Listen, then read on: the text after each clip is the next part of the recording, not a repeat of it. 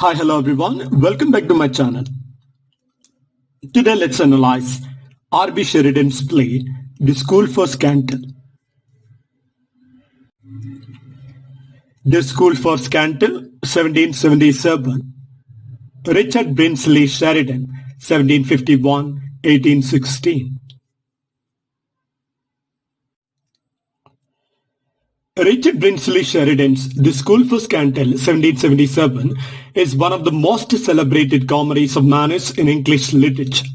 The play satirizes the hypocrisy, gossip, and superficiality of the British aristocracy during the 18th century. Through witty dialogues, mistaken identities, and humorous situations, Sheridan exposes the corrupt moral values of fashionable London society. The play is a fine example of anti-sentimental comedy as it rejects excessive sentimentality and instead embraces satirical humor and a sharp wit. Sheridan was influenced by earlier Restoration comedies, particularly those by William Congreve and M. Molière, but he softened their more cynical tone. The School for Scandal remains a theatrical masterpiece, widely performed for its humor, social commentary, and memorable characters. Let's analyze the background and the historical context of the work. Sheridan wrote The School for Scandal in the late 18th century, a time when gossip and scandal were common in London's high society. The play reflects how reputation and appearances mattered more than genuine virtue. The rise of newspapers and periodicals had made gossip a powerful social weapon, and Sheridan critiques how it was used to ruin reputations. The play also reflects the influence of the Age of Enlightenment as it mocks hypocrisy and a superficial morality while promoting reason and honesty. Sheridan himself was a playwright, politician, and a theatre manager, and his sharp understanding of society's flaws is evident in this play. The School for Scandal was first performed in 1777 at Drury Lane Theatre, which Sheridan co-managed. The play was an instant success, solidifying his reputation as a leading playwright of the 18th century.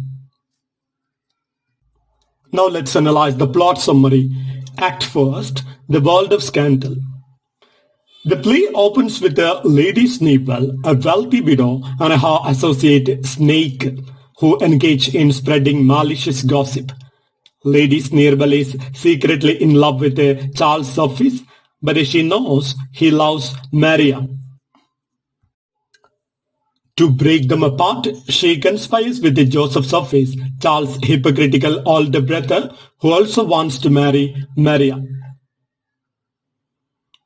Now Act second, Sir Peter and Lady Teazle. Sir Peter Teazle, an elderly but kind-hearted man, is unhappily married to Lady Teazle, a young woman who enjoys flirting and indulging in high society scandals.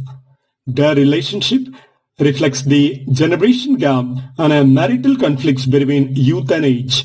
Meanwhile, Maria, Sir Peter's wealthy ward, loves Charles, but is pressured to marry the deceitful Joseph. Now Act 3, The Contest between the Surface brothers. Charles Surface is known for his reckless spending and drinking, but he is honest and kind-hearted. In contrast, Joseph Surface pretends to be virtuous and moral, but is actually manipulative and deceitful. When the rich uncle, Sir Oliver Surface, returns from abroad, he decides to test the character of his nephews before deciding who deserves his inheritance. Act 4, The Portrait Auction and Joseph's Exposure. Sir Oliver, in a disguise as Mr. Premium, visits Charles and finds him generous despite his debts. He refuses to sell a portrait of his uncle, showing loyalty and respect. Meanwhile, Joseph is caught flirting with a Lady Teazle, which exposes his hypocrisy. Sir Peter, who trusted Joseph, is shocked to discover his true nature. Act 5. The truth is revealed. All misunderstandings and schemes are exposed in the final act. Lady Sneerwell and Snake's conspiracies unravel, and Charles is revealed to be the true gentleman. Sir Oliver rewards Charles with his fortune. Maria and Charles are reunited, and Joseph is publicly humiliated. Sir Peter and Lady Teazle also reconcile as she realizes the foolishness of her flirtations and gossiping. The play ends on a happy note, reinforcing the idea that truth and integrity will ultimately triumph over deceit and hypocrisy.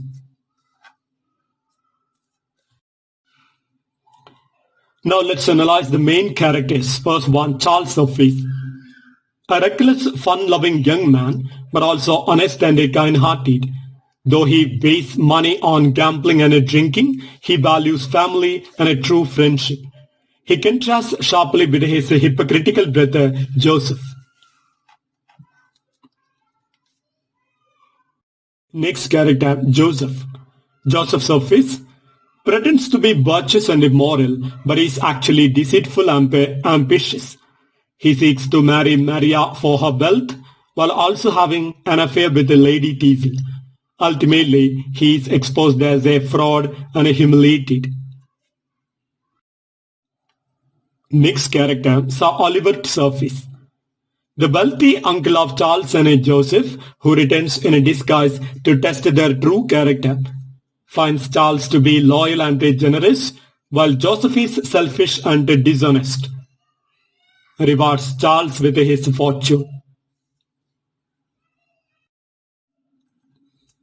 Next character, Sir Peter Teazle.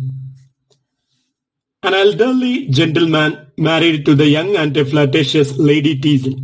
Initially believes in Joseph's fake morality, but later realizes the truth. Represents the voice of reason and traditional values. Next character, Lady Teazle. A young woman who enjoys gossip and luxury, but eventually learns the dangers of her scandal. Initially tempted by Joseph's flirtations, but later regrets her actions. He reconciles with Sir Peter, showing her growth and maturity. Next character, Lady Sneerwell. A gossiping widow who spreads rumors to ruin Maria and Charles' love. Works with a snake to manipulate others, but is eventually exposed. Represents the malicious side of high society gossip. The next character, Maria. The virtuous and wealthy heroine who loves Charles despite his reputation. She resists pressure to marry Joseph, symbolizes true virtue and honesty.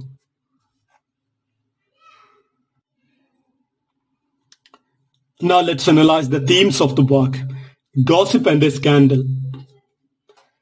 The play satirizes how gossip is used to manipulate and destroy reputations. Characters like Lady Sneerwell and Snake thrive on spreading rumors. The play warns against the destructive power of lies and slander. Next theme, hypocrisy versus true virtue. Joseph Surface pretends to be good, but is actually corrupt. Charles, despite his flaws, is genuinely kind and loyal. Sheridan suggests that true character is revealed through actions, not appearances. The next theme, the contrast between age and youth. Sir Peter and Lady Teazle's marriage reflects the struggles between old and new values. Lady Teazle is initially drawn to high society, but later realizes the emptiness of gossip. Love and marriage. Charles and Maria's love triumphs over manipulation and deception. Sir Peter and Lady Teazle reconcile, proving that love and respect are stronger than scandal. Now let's analyze the criticism and a legacy of the work. The School for Scandal was a huge success in its time and it remains one of the most frequently performed comedies in English theatre.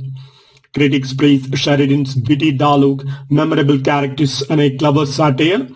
However, some argue that the play's ending is too idealistic as real-world scandals often do not end so neatly.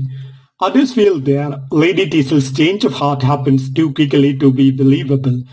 Despite this, the play's timeless humor and a social critique ensure its lasting appeal. Its themes of gossip, hypocrisy, and immorality remain relevant even in modern society, making it a classic of English comedy. Now let's analyze the main quotes from the play. First one. The malice of a good thing is the barb that makes it stick. This line suggests that gossip is most effective when it contains a small but a sharp element of truth. In the world of a scandal, people enjoy rumors more when they sound believable, even if they are exaggerated. Sheridan satirizes how society uses gossip as a weapon to hurt others.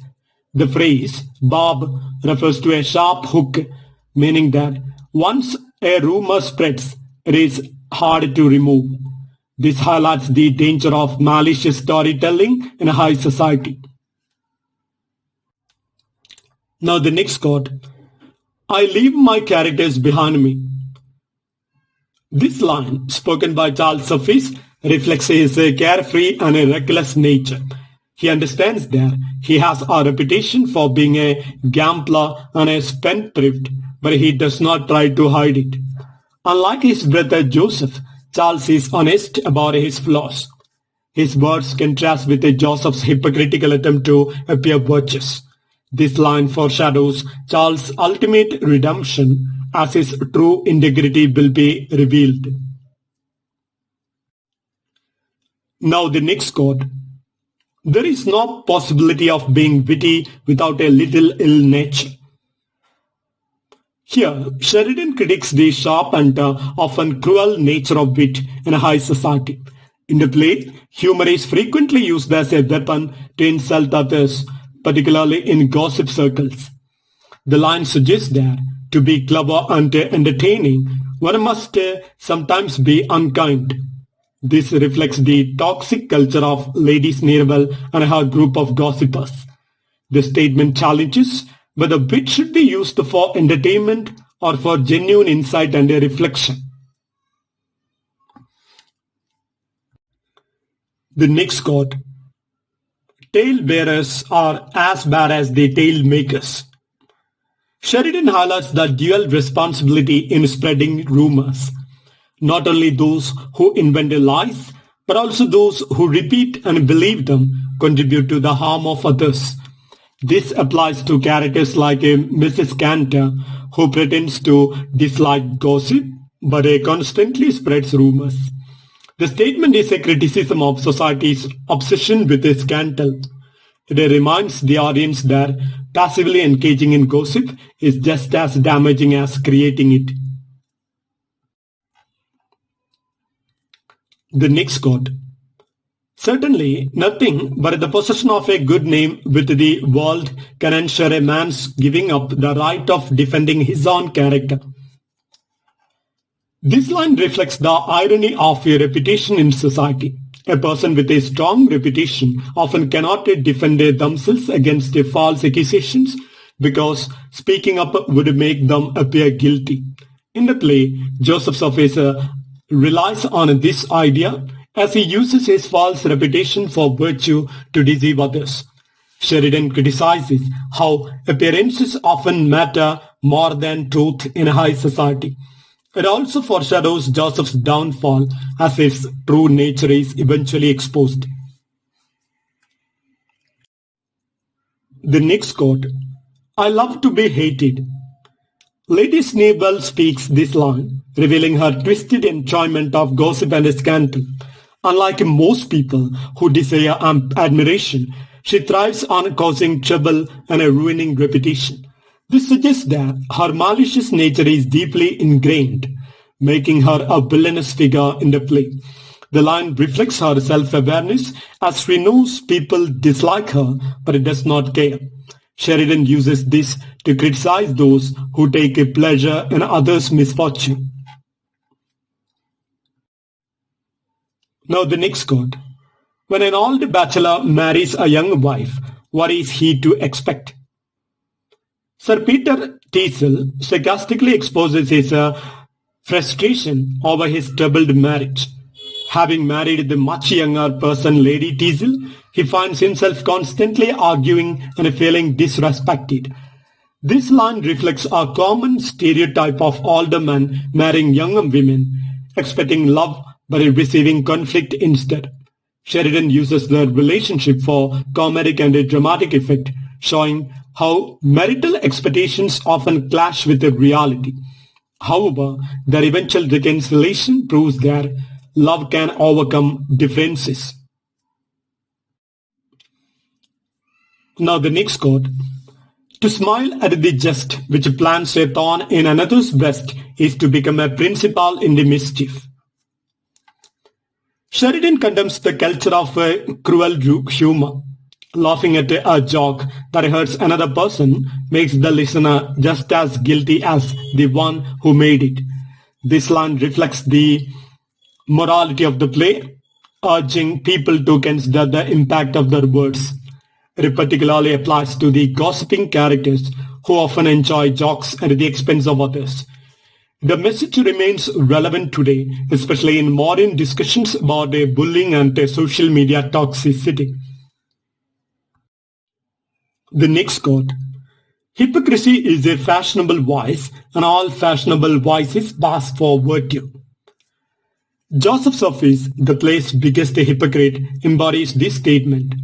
He pretends to be moral and virtuous, yet he secretly lies, manipulates, and schemes for personal gain.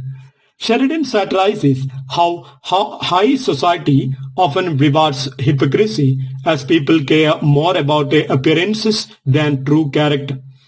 The line also criticizes how immoral behavior is excused when it is done by influential people. Ultimately, Joseph is exposed and punished, proving that hypocrisy does not last forever. Now the next quote. I am afraid that even scandal dies if you discourage it. Mrs. Candor humorously suggests that scandal cannot exist without a willing listeners. This line highlights how gossip thrives on people's willingness to believe and to spread it. If society chose to ignore or reject gossip, it would disappear. However, as the play shows, people love a scandal too much to let it die.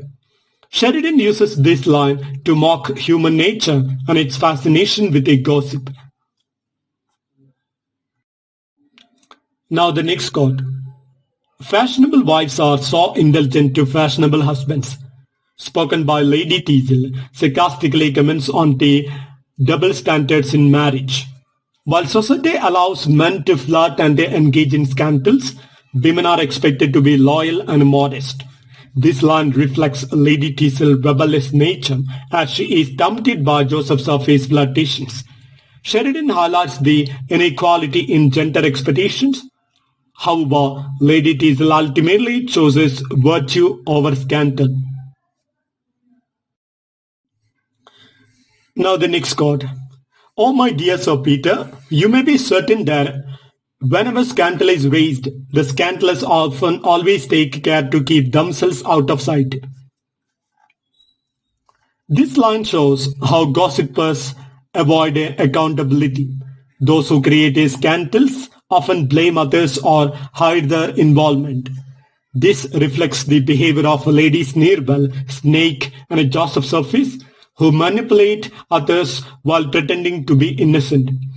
The line criticizes how the true villains of a scandal often escape consequences.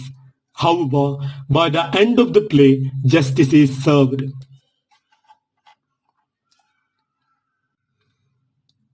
Now the next quote.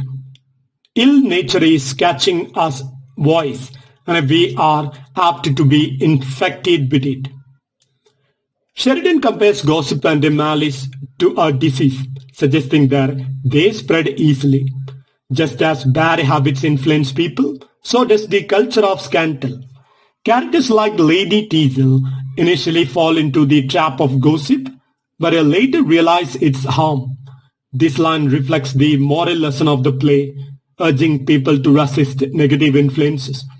It remains relevant today, especially in the age of social media and misinformation.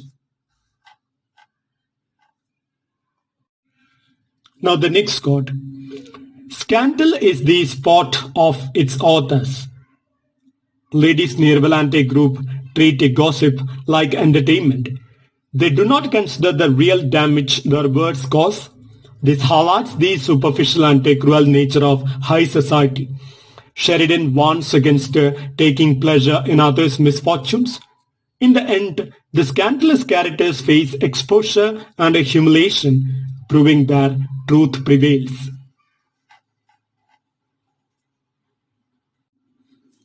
Now the next quote. The man who blushes is not quite a brute.